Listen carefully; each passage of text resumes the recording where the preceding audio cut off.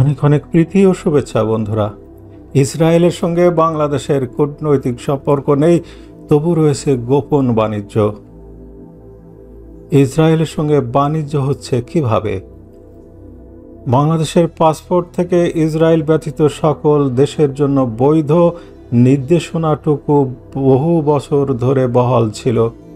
মাত্র কিছুদিন আগে বাংলাদেশ যে পাসপোর্টের যুগে প্রবেশ করেছে, সেখানে ইস্যু করা পাসপোর্টেও এই নির্দেশিকা মুদ্রিত হয়েছে। কিন্তু এখন যেসব পাসপোর্ট দেয়া হচ্ছে তাতে সকল দেশের জন্য বৈধ বাক্যটি শুধু থাকছে। ইসরায়েল ব্যতীত শব্দগুলো উধাও হয়ে গেছে। একাধিক গণমাধ্যমে খবরটি প্রকাশিত হওয়ার পর থেকে নানা রকম আলোচনা বিতর্ক উঠেছে। পাসপোর্ট ইস্যুর দায়িত্বে থাকা স্বরাষ্ট্র মন্ত্রণালয় স্বীকার করেছে যে হুট করে নয়, বরং ভেবে চিন্তে এই কাজটি করা হয়েছে। তবে মূল ভাবনাটি কী তা প্রকাশ না করে যুক্তি দেওয়া হয়েছে যে বাংলাদেশের পাসপোর্টকে আন্তর্জাতিক মানে উন্নীত করতে এই পদক্ষেপ। এটা যে খোঁড়া যুক্তি তা বলা বাহুল্য। বিষয়টির স্পর্শকাতরতা বুঝতে পেরে পররাষ্ট্র মন্ত্রণালয় গণমাধ্যমে একটি লিখিত ব্যাখ্যা পাঠিয়েছে। তাতে বলা হয়েছে যে বাংলাদেশের পাসপোর্টধারীদের ইসরায়েল সফরের নিষেধাজ্ঞা বহাল রয়েছে।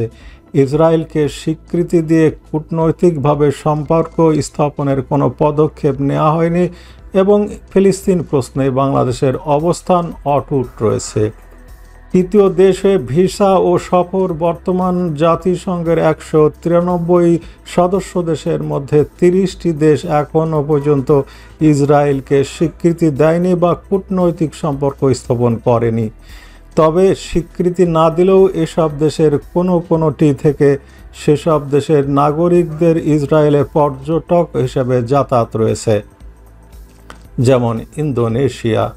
ইসরায়েলের সরকারি পরিসংখ্যান থেকে দেখা যায় যে 2019 সালে 38,700 জন ইন্দোনেশিয়া থেকে ইসরায়েল সফর করেছেন। আবার একই বছর মালয়েশিয়া থেকে সফর করেছেন 14,700 জন। এ দুটি দেশের সঙ্গে ইসরায়েলের কোনো কূটনৈতিক সম্পর্ক নেই। মালয়েশিয়ার পাসপোর্টে অল কান্ট্রিজ এক্সেপ্ট ইসরায়েল লেখা আছে। ইন্দোনেশিয়া কয়েক বছর আগে থেকে তা তুলে নিয়েছে। এই দুই দেশ থেকে যারা ইসরায়েল সফর করেন তারা বেশিরভাগই থাইল্যান্ডের রাজধানী ব্যাংককে অবস্থিত ইসরায়েল দূতাবাস থেকে ভিসা নেন।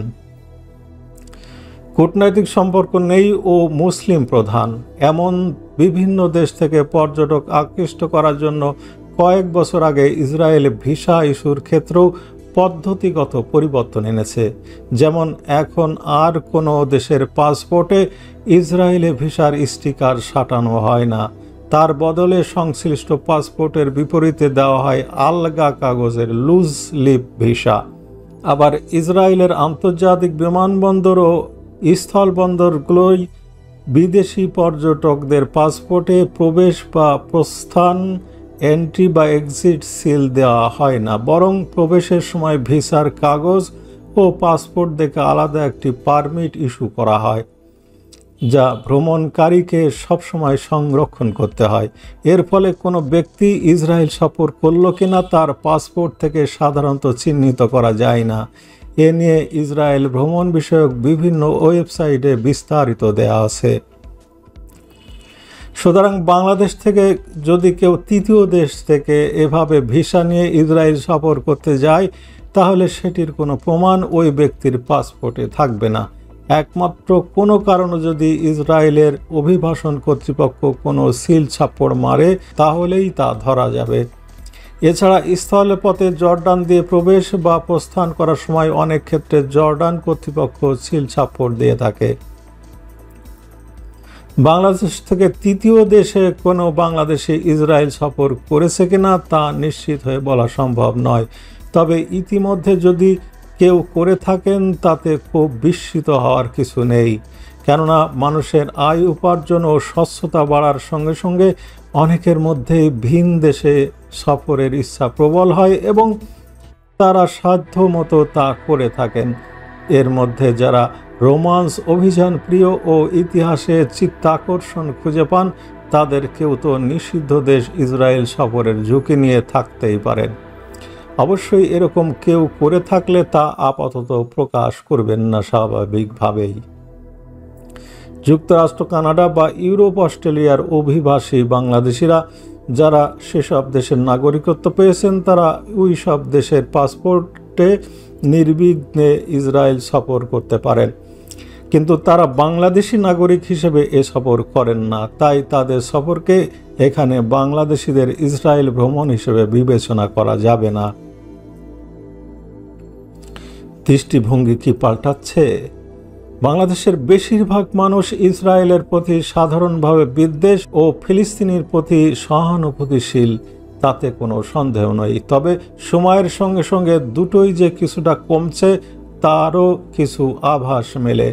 বিশেষ করে এবার হামাস ও ইসরায়েলি বাহিনীর 11 দিনের অসম যুদ্ধ এবং গাজায় ইসরায়েলের নির্বিচার বিমান হামলার উপর বিশ্বের বিভিন্ন দেশে রাজপথে যে রকম প্রতিবাদ বিক্ষোভ দেখা গেছে, বাংলাদেশে সে তুলনায় প্রতিবাদ বিক্ষোভের মাত্রা ছিল কিছুটা কম। ঈদের ছুটি ও করোনা ভাইরাসের বিস্তার রোধে জনসমাগমে বিধিনিষেধ সহ একাধিক কারণে এটা হতে পারে। সামাজিক যোগাযোগ মাধ্যম ও গণমাধ্যমে প্রতিবাদ বিক্ষোভের ঢেউ দেখা গেলেও হামাসের প্রতি বিদ্বেষ সহ ফিলিস্তিনিদের আন্দোলন সংগ্রামের যৌক্তিকতা নিয়ে অনেককে প্রশ্ন তুলতেও দেখা গেছে। একতরফাভাবে ইহুদিদের প্রতি ঘৃণা বিদ্বেষের প্রতিবাদও লক্ষ্য করা গেছে। কেউ কেউ ইসরায়েলের কর্মকাণ্ডের পক্ষেও যুক্তি দেওয়ার চেষ্টা করেছেন। ফিলিস্তিনিদের প্রতি নির্যাতন নিপীড়ন শুধু মুসলমানদের উপর জুলুম বিবেচনায় প্রতিবাদের ধারণার ক্ষেত্রেও অনেকে দ্বিমত পোষণ করেছেন। কেউ কেউ এ প্রসঙ্গে চীনের উইঘুর মুসলমানদের নির্যাতনের বিষয়টি টেনে এনে তার প্রতিবাদ না করার কথাও উল্লেখ করেছেন। এসব থেকে অন্তত এটা ধারণা করা যায় যে ইসরায়েলের বিষয়ে বাংলাদেশের অনেকের মধ্যে দৃষ্টিভঙ্গিতে ধীরে হলেও হয়তো কিছুটা পরিবর্তন আসছে। দীর্ঘদিনের প্রচলিত ইহুদি নাসারা ষড়যন্ত্রে মুসলমানদের ঐক্য নষ্ট হওয়ার এক পেশে বয়ানটিও প্রশ্নবিদ্ধ হচ্ছে যৌক্তিকভাবেই। ফিলিস্তিন ইসরায়েল সমস্যাটিকে বড় পর্দায় খুঁটিয়ে দেখার চেষ্টাও বাড়ছে। বাণিজ্য চলছে অনেক দিন ধরে। ইসরায়েলের সঙ্গে বাংলাদেশের কোনো কূটনৈতিক সম্পর্ক না থাকলেও বাণিজ্যিক সম্পর্ক গড়ে উঠেছে নীরবে বা গোপনে। প্রতি বছরই বাংলাদেশ থেকে তৈরি পোশাক সহ কিছু পণ্য রপ্তানি হচ্ছে এবং তা সিঙ্গাপুর, মালয়েশিয়া বা দুবাইয়ের মতো তৃতীয় দেশ হয়ে। এক্ষেত্রে বাংলাদেশি প্রস্তুতকারকেরা পণ্য পাঠিয়ে থাকে সিঙ্গাপুর বা দুবাইয়ে। পণ্য মূল্যও পরিশোধ করা হয় সিঙ্গাপুর বা দুবাই থেকে। ফলে লেনদেনটি বাংলাদেশ থেকে সিঙ্গাপুর বা দুবাইয়ে রপ্তানি হিসেবে গণ্য হয়। আর সিঙ্গাপুর থেকে যে কোম্পানি এই পণ্য আমদানি করে সেটি মূলত ইসরায়েলের কোনো কোম্পানির শাখা বা প্রতিনিধি অফিস। তারা এই পণ্য সিঙ্গাপুর থেকে মাদার ভেসেলে তুলে দেয় ইসরায়েলের হাইফা বন্দরের উদ্দেশ্যে। বিষয়টি অনেকটা ওপেন সিক্রেট। বাংলাদেশ থেকে ইসরায়েল পণ্য রপ্তানির বিষয়টি প্রতিফলিত হয় রপ্তানি উন্নয়ন ব্যুরো ইপিবি পরিসংখ্যানে। এতে দেখা যায় গত 10 বছরে প্রায় $5 লাখ পণ্য ইসরায়েলে রপ্তানি হয়েছে।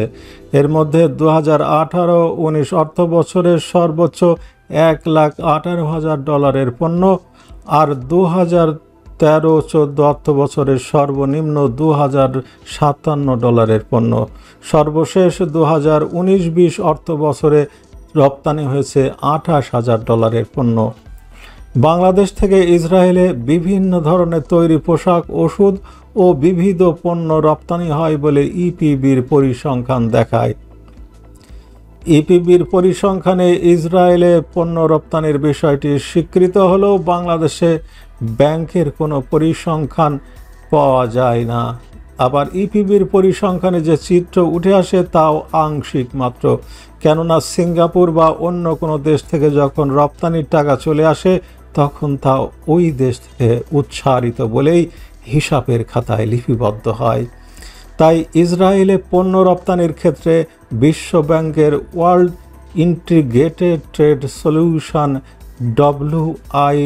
WITS তথ্য ভাণ্ডার থেকে যে উপাত্ত পাওয়া যায় তাতে দেখা যায় 2010 থেকে 2018 সাল পর্যন্ত বাংলাদেশ ইসরায়েলে প্রায় 33 কোটি ডলারের পণ্য রপ্তানি করেছে। বাংলাদেশ থেকে পণ্য আমদানির যে তথ্য ইসরায়েল প্রদান করেছে তার ভিত্তিতে WITS এই পরিসংখ্যান প্রস্তুত করেছে, যার সঙ্গে ইপিবির পরিসংখ্যানের আকাশ পাতাল ফারাক। অন্যদিকে WITS এর তথ্য ভাণ্ডার থেকে এটাও জানা যায় যে 2009 থেকে 2015 সাল পর্যন্ত সময়কালে বাংলাদেশ ইসরায়েল থেকে প্রায় 37 লাখ ডলারের পণ্য আমদানি করেছে। তার মানে একটা বিষয় পরিষ্কার যে বিশ্বায়নের এই কালে বাণিজ্য আটকে রাখা সম্ভব নয়, বড়জোর সীমিত করে রাখা সম্ভব। আর যদি চাহিদা থাকে তাহলে সোজা পথে না পারলে ঘুর পথে পণ্যের আসা যাওয়া চলবে। ইসরায়েলি তৈরি অত্যাধুনিক প্রযুক্তির একাধিক যন্ত্রপাতিও এভাবে বাংলাদেশে আসাটা অস্বাভাবিক নয়। ইসরায়েলের দৈনিক হারেজ কিছুদিন আগে এই সংক্রান্ত একটি প্রতিবেদন প্রকাশ করেছিল। এই অবস্থায় ইসরায়েলের সঙ্গে পণ্য বাণিজ্যের বিষয়ে একটি স্পষ্ট ধারণা পাওয়া জরুরি। সরকারি পরিসংখ্যানও এ বিষয়ে ব্যাখ্যা থাকা প্রয়োজন বিভ্রান্তি দূর করার জন্য। তাছাড়া তৃতীয় দেশের মাধ্যমে পণ্য আমদানি রপ্তানিও বিশ্ব বাণিজ্যে একটি স্বীকৃত বিষয়। বিশেষ করে গ্লোবাল ভ্যালু চেইন বা বৈশ্বিক মূল্য শৃঙ্খলের বিস্তার ঘটায় অনেক ক্ষেত্রে একটি পণ্য আসলে যে দেশে উৎপাদিত পণ্য হিসেবে পরিচিতি পায়, বাস্তবে বিষয়টি সেরকম নয়। পণ্যের একাধিক কাঁচামাল আসছে চীন ও ইন্দোনেশিয়া থেকে, পণ্যের নকশা তৈরি হচ্ছে মালয়েশিয়ায়, প্রযুক্তি জাপানের, একাংশ সংযোজিত হচ্ছে থাইল্যান্ডে, আর একটা সংযোজিত হচ্ছে ভারতে, আর সংযোজিত 2 অংশ পূর্ণাঙ্গ অবয়ব নিচ্ছে বাংলাদেশে। তারপর তা বাংলাদেশে তৈরি পণ্য হিসেবে যাচ্ছে জার্মানিতে। জিভিসির এই বিস্তার হয়তো বাংলাদেশ ইসরায়েল বাণিজ্যকেও এগিয়ে নিচ্ছে, আমরা তা পছন্দ করি বা না করি। হাই মোমেন, এর পরেও ইসরায়েলের কোন কোন সম্পর্ককে তুমি অস্বীকার করবে? আর অতি অবশ্যই ফেসবুকের প্রতিষ্ঠাতা সর্বশক্তিমান মার্ক জাগারবার্গের সাথে তোমাদের রয়েছে উত্তম সম্পর্ক। বাংলাদেশ সরকারও ইসরায়েলের সাথে প্রকাশ্য সম্পর্ক তৈরি করতে পথ খুঁজছে। মোমেন, তুমিও কি সেই পথ তৈরি করতে চাও যা তোমার ব্যবসা বাণিজ্য করতে সুবিধে হবে? হে মোমিন, তুমি জানো যে ইসরায়েল বাংলাদেশকে মুক্তিযুদ্ধে সাহায্যকারী বন্ধুপ্রতিম দেশ। ধন্যবাদ বন্ধুরা, চ্যানেলটি সাবস্ক্রাইব করুন, ভালো লাগা ভিডিওগুলি শেয়ার করুন।